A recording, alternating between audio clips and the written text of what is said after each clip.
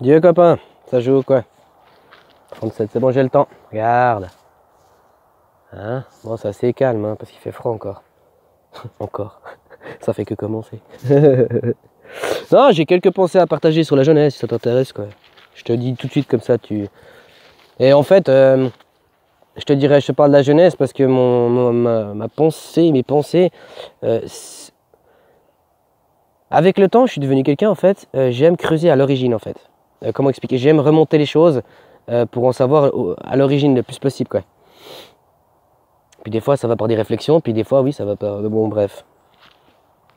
Bon, donc, je vais, en fait, prendre la genèse et je vais regarder aujourd'hui le résultat, parce que la genèse, c'est une origine. Donc, je vais regarder par rapport à la genèse, qu'est-ce que, aujourd'hui, le résultat, ça... Enfin, du coup... Ouais, bah bref, tu vas vite tu vas assez vite capter le truc. Je vais te parler en fait, tu vois, parce que dans la Genèse, il y a toute l'histoire avec...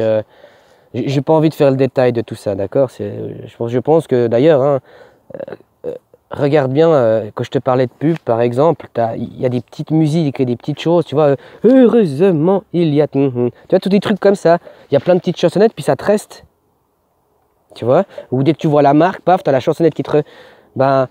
Tout le monde indirectement, qu'il soit croyant ou pas, pratiquant, ben, a la connaissance de l'histoire un peu de tout ça.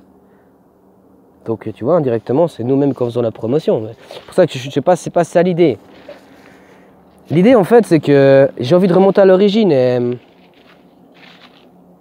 déjà, quand tu remontes rien qu'à l'origine du livre lui-même, parce que je suis comme ça maintenant, j'aime beaucoup. Quand il y a quelque chose face à moi, j'essaie de comment expliquer? Comme si tu tires à la corde pour voir qu'est-ce qu'il y a au bout, qu'est-ce qui fait que... Qu'est-ce qu'il y a au bout en fait. Bon, déjà quand tu remontes à l'origine de ce bouquin avec des histoires d'archéologie, il y a aussi l'histoire qui aide beaucoup. Hein. Parce que je sais que pour beaucoup de gens, ce que je mets en avant pour certains... C'est vrai qu'il y en a certains, ils ne veulent pas l'entendre. Je peux le comprendre. Hein. Mais le problème, c'est que les faits sont là. Enfin, qu'est-ce que je peux dire de plus quoi?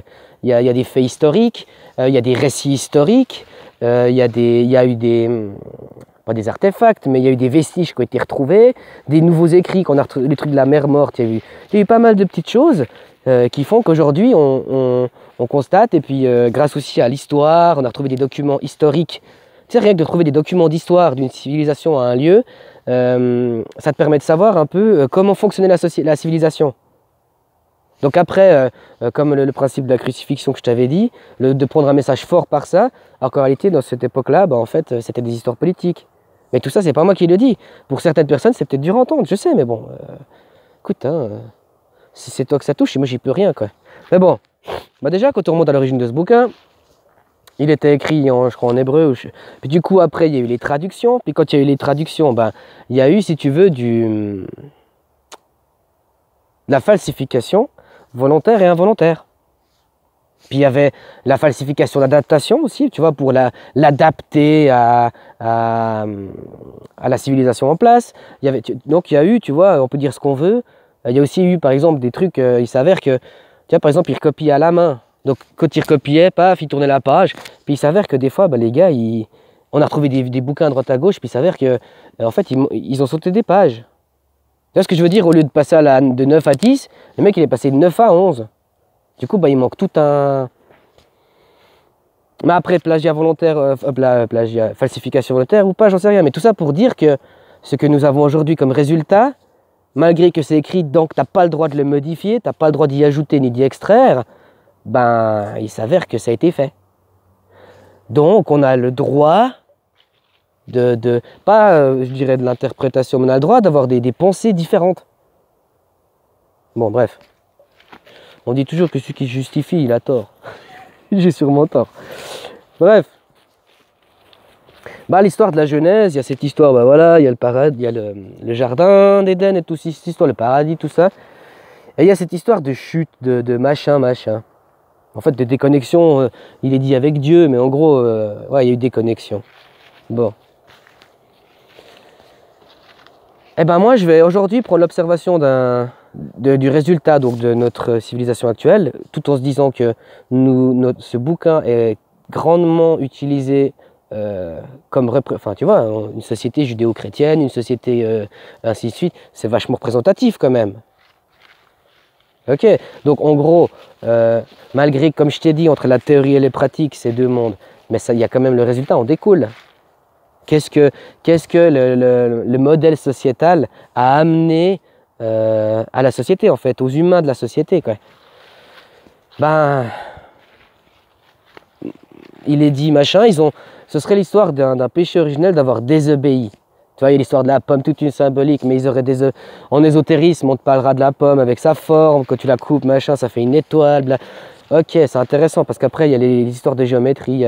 Mais encore une fois, si t'es pas... Enfin, c'est tout un sujet, tout ça. Mais prenons-le simplement, quoi. Avec un regard simple par rapport à... Ben, ils ont fait ça. Ok. Mais l'humain, il n'est pas infaillible. L'humain, l'erreur est humaine. Et d'ailleurs, regarde un petit enfant, c'est à force d'erreur qu'il apprend. Un enfant, il ne va pas arrêter de se casser la gueule jusqu'à qu'il comprenne qu'il faut mieux lever les jambes, jusqu'à qu'il comprenne qu'il faille, tu vois. Mais il va faire que ça. Que des conneries jusqu'à qu'il comprenne. Donc l'erreur est humaine. Mais qu'est-ce qui s'est passé derrière, en fait? C'est pas qu'ils aient fait la connerie pour moi. Enfin, moi, en observant comme ça, je me dirais, c'est peut-être pas la connerie. Enfin, la désobéissance. C'est quoi? C'est plutôt, en fait, d'après d'avoir menti. Donc, en fait, on pourrait se dire, tout part d'un mensonge originel. Qui nous a déconnectés après de notre source nous-mêmes et tout, qu'on est devenu, en fait, on est devenu des menteurs invétérés, quoi. Et on a perfectionné ça avec les générations et les générations. Tu vois? Après, c'est un point de vue que je voulais déjà le partager l'autre jour, quoi. Et même en faisant un... Non, rien à voir. C'était plus par rapport au... Je voulais continuer aussi, j'avais une autre chose à dire sur le mensonge.